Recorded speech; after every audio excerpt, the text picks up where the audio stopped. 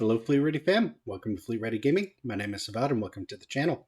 Today we're going to be doing another episode of Sivad Reacts 2, the latest Inside Star Citizen that came out yesterday called Moreville, Lorville. Let's go ahead and check it out.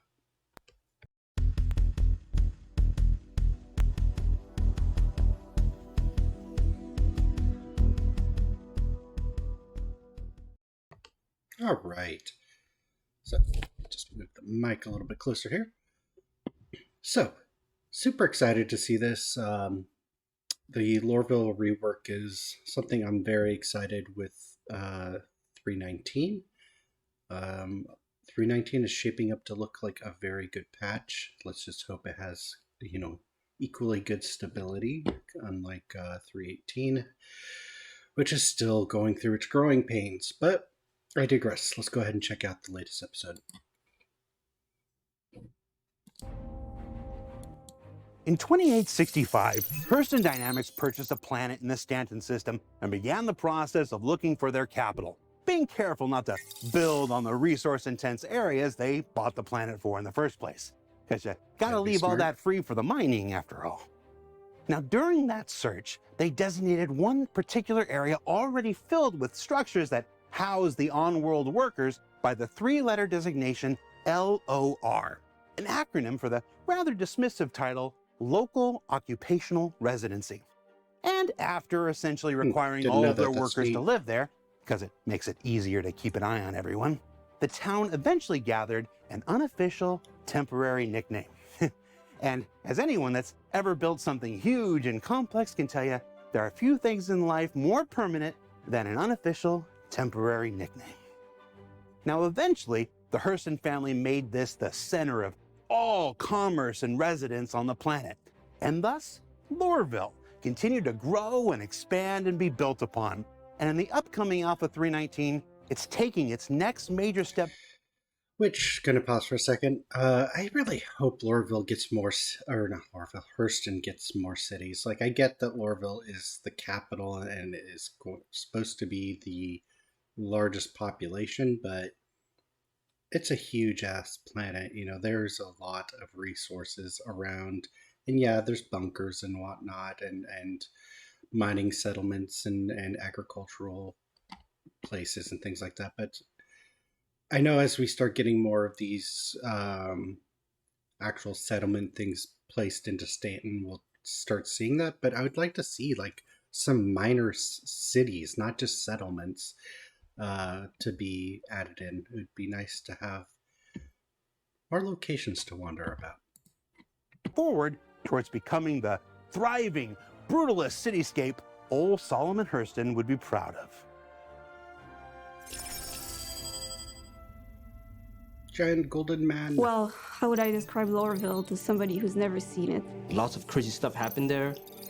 I don't know, man. It's very dusty. Definitely very dusty. Yeah.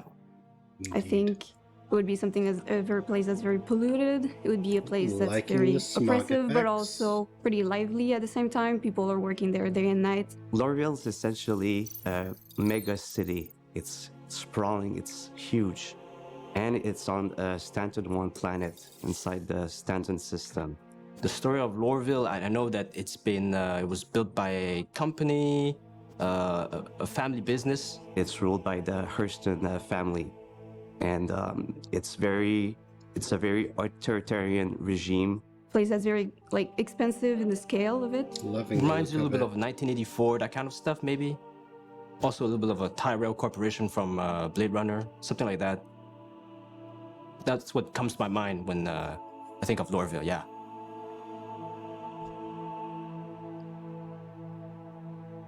Digging it. Looks like they made the main building a little bit bigger. So a landing zone like Lorville is a hub for the players. It has many services. There's the habs, the habitations, and from there they can spawn. There's the hospitals. There's shops. There's missions.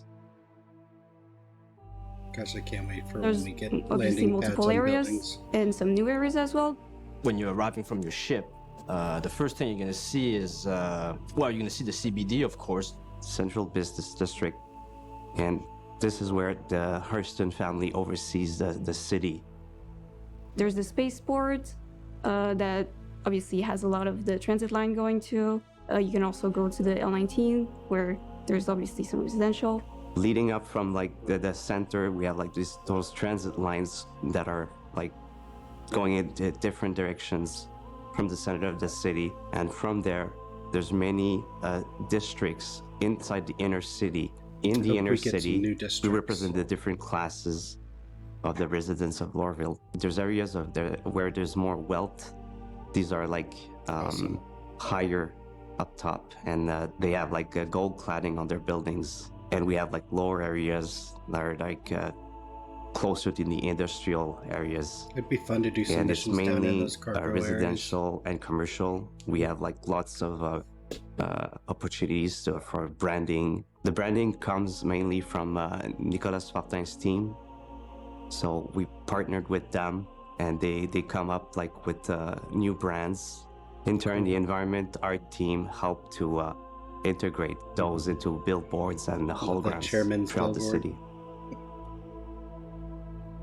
So the areas like the CBD, the L19 at the spaceport, you're all familiar with.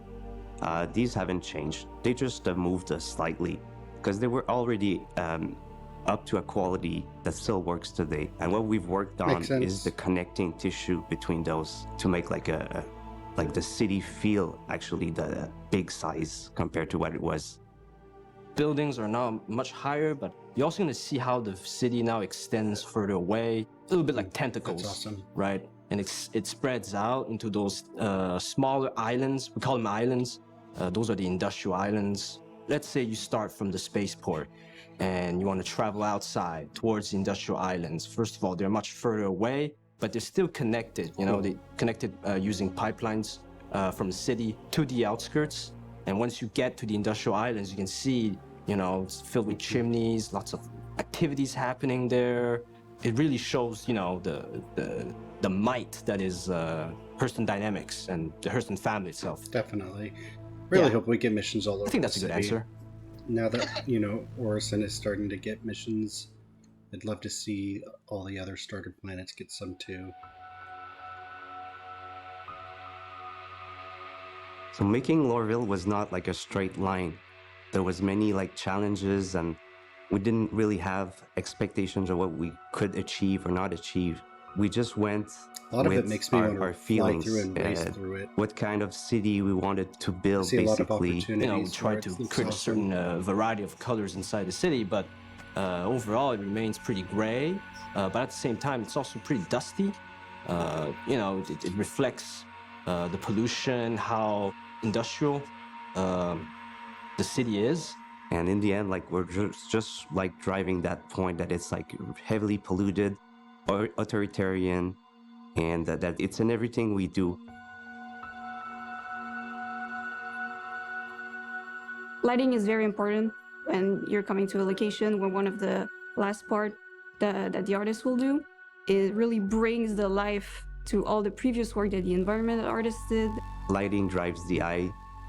It makes us look at places, and it just like enhances the contrasts, and we get like a whole the buildings, better look through that some lighting. God rays. The lighting really, it brings in the whole atmosphere. And during the night, we want to bring that feeling of liveliness to the city. Yeah, night is pretty badass with all the new buildings, the taller buildings, the windows, I like and that everything. kid. Little It's red funny. lights, blinking red lights across the city. As a player, when you come in and you see these giant structures, but also these little lights, it really shows, you know, okay, this is a really big building. Try to put a lot of trees and small Hurston. details, small elements Moreville, like that's crazy. street lights, containers, also a little bit of some pathways for vehicles to move around.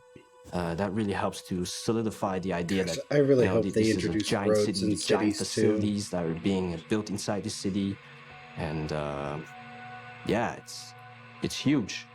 There's a lot of different viewpoints right now, so you'll be able to appreciate it from a lot of different distances and viewpoints, even if you're far away. Still a very bustling city, lots of activities happening.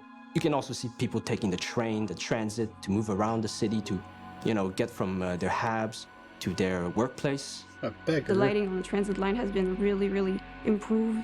They better You'll let have a us lot more give to them see credits. when you're going through these different lines. And I think it's going to be very exciting. It's not just the lights in the city, but also in the industrial islands. Even though they're a bit further away, they have these giant, I call them cauldrons. It's like burning some sort of material. It's very orangey. It glows a lot. I think you can actually see them from outer space, lighting at night with those That's cauldrons. awesome. It's really amazing looking. It is. The atmosphere is really important as well. It gives like the depth that we need inside the city. It makes things like feel believable, and like it adds this layer of realism. Lorville during the day is very, very polluted, obviously. So when you get into the city, there are very thick layer of clouds. And when you get through these clouds, it's like getting into a new world, in a different world. They cover the top of the building. It's very impressive. They Also just excited bring to so see. much to the atmosphere. Sorry to pause for a second. Also excited to see that ArcCorp is getting its clouds and atmosphere reworked for 319 as well. Very exciting stuff. They really, really kind of put that finish on the daylighting. Sunlight doesn't actually always touch the ground. Everything's a little bit in the shade because of the smoke, the smog, the atmosphere. It's so thick, you can't really see into the horizon. How many buildings is there? It's pretty claustrophobic, even though it's a giant city. But if you look really far away, you can't really see where it ends because of the atmosphere. Chris did a great job on the atmosphere, and it looks very, very unhealthy, I would say, to be there in that atmosphere for very long. VFX, they did a great job with especially the chimneys, the amounts of smoke that the industrial zones are creating. It really emphasizes the pollution aspect to how they do business in Hurston. Lighting definitely with the new atmosphere looks really much different, and it really showcases the ominous feeling of the city. The whole composition of the city works through with lighting just hand in hand. Without lighting, like everything looks a bit flat.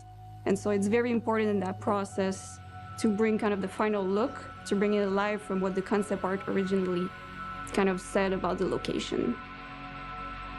These giant cranes are awesome. Be fun to land a small snub on it and just walk out to the edge.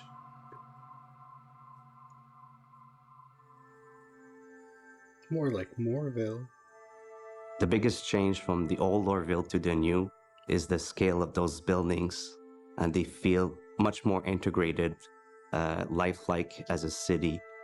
And that was one of the reasons Definitely at the beginning why we wanted to change Lorville, was to get like that proper scale throughout the city, and that feeling that basically can make you feel like it's a real city.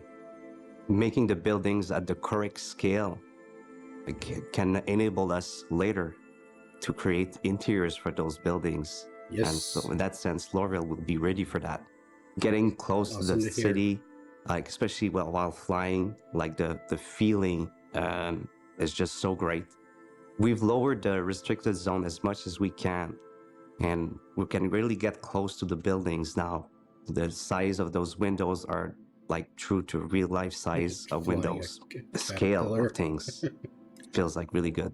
Level design definitely also plays a role inside the city. We try to make sure that players, if they want to fly their ship around buildings or into some of these areas that we call trenches, level design reminded us to keep some openings so that players can move around them easily. On our side, we also made sure that you can navigate in some of those structures, those trenches. You can do slaloms around those pipelines. Looks like And there's gonna be some maybe some of racetracks. those areas could become potential racetracks for the future. Nice. Lorville Yeah. will have like racing opportunities, I think, because now there's like tunnels, there's cranes, there's sky bridges, There's like big straddle frames, and these can create target points for basically for racing.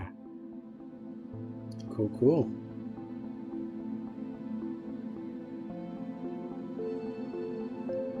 I mean, give the players the opportunity to create the content. It's For me, the what makes greatest it thing great. was seeing the team come together and pitch ideas and deliver on those challenges and those ideas. It's been a lot of work from every department, and especially in lighting, I think it's been a big project that we've worked on. And there's so much Definitely. details that's been put on every one of these areas, and I think I'll be really excited to see how people react to this. I think it's something that people have been expecting for a long time. I think for the player, you know, Looks the great. fact that we can go around these areas, whether it's land vehicles or, you know, we're using spaceships, fly around these structures, I think it's going to be a good experience, yeah. I hope the players appreciate the new Lorville, just the sheer scale, and that it feels like you can see Lorville from Everest station, so it makes it like a big impact, I think. And I hope Nice. that the players notice. No, I'm So sure we what did we will. learn this week? Well, we learned that a landing zone is more than just the three-dimensional geo that forms it. It's that confluence where narrative, level design, branding, lighting, and atmospheric artistry meet commerce, residence, and a foundation for future gameplay opportunities like Jared, in your racing, words. mission interiors, and more. And that this newest evolution of Lorville is scheduled to make its way to you in next month's Alpha 319. For Inside Star Citizen, I'm Jared Huckabee. Thanks for exploring the process of game development with us, and we'll see you all here next week. No shame for a month. I feel Jared could do it. He's let that sucker grow out so many times over the years. All right. Fascinating stuff. Awesome. Very interesting. Super excited to finally get this rework into our hands here in the next month. It's going to be awesome, along with everything else 319 is offering. But yeah, let me know what you guys think about it. What part blew you away the most when watching this? Would love to have that discussion with you. But I think we're going to end the video here. It's already stretching on to almost 18 minutes. Thank you again so much for coming and watching. If you like the video, give it a thumbs up. It really helps us out. If you're not already subscribed, hit that subscribe button. We got a giveaway contest going on. If you're subscribed to the channel, like this video or any other video on our channel, and leave a comment followed by the hashtag FleetReadyMay. You will be entered in to win a LTI Ranger CV. And we'll be giving out that prize, picking the winner on May 27th. So, with that being said, I hope you guys have a wonderful evening, and we'll see you guys in the next one. Peace.